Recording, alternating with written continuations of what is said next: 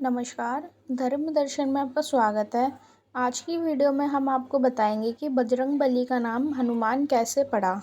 भगवान श्री राम के परम भक्त हनुमान को कौन नहीं जानता। श्री राम ने उन्हें चिरंजीवी होने का वरदान दिया था और हनुमान जी को शिव जी का अवतार भी माना जाता है।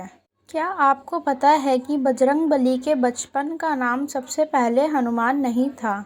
बचपन में उन्हें केसरी नंदन कहकर पुकारते थे। उनका नाम हनुमान कैसे पड़ा, इसके पीछे एक दिलचस्प कथा है। आइए जानते हैं।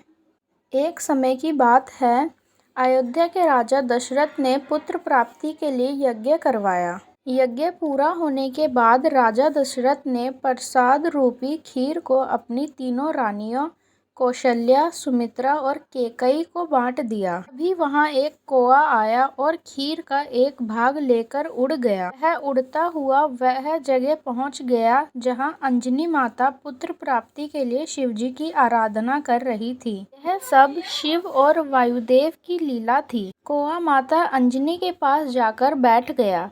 तब माता ने देखा कौआ खीर लेकर आया है। माता अंजनी को लगा कि यह सब शिवजी की ही कृपा है। उन्होंने खीर खा ली और इसी प्रसाद को ग्रहण करने से उन्हें एक बलवान पुत्र की प्राप्ति हुई। यह पवनदेव का पुत्र था।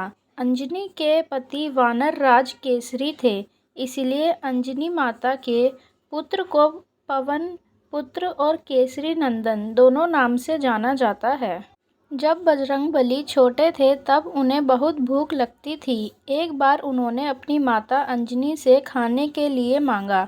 माता अंजनी ने उस समय कुछ कार्य कर रही थी, इसलिए उन्होंने अपने पुत्र से कहा, बाहर जाओ और फल खा लो। जितने फल पके हुए हैं वह सभी खाने योग्य हैं। बजरंगबली भूख से बहुत व्याकुल हो रहे थे। वह बाहर गए और फल खाने लगे। तभी आसमान में उन्हें चमकता हुआ सूरज दिखाई दिया। बजरंगबली को लगा यह भी एक फल है।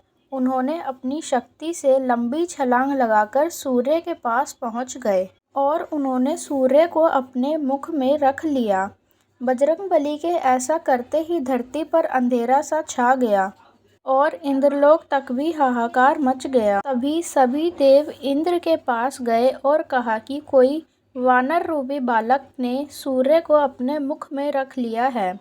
सभी देवों ने इंद्रदेव से इस समस्या का हल निकालने की विनती करी। तभी वहां इंद्रदेव प्रकट हुए और उन्होंने वज्र लहराया और बजरंगबली की ठोड़ पर प्रहार कर दिया। बजरंगबली धरती पर जा गिरे और उनके जबड़े पर चोट लग गई। इंद्रदेव के ऐसा करने से पवनदेव बहुत क्रोधित हो गए। तब इंद्रदेव हनुमान को फिर से होश में लेकर आए।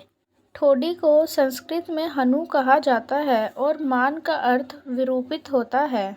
इसी तरह बजरंगबली का नाम हनुमान पड़ा। ऐसी और जानकारियों के लिए हमारे चैनल को सब्सक्राइब करें। धन्यवाद।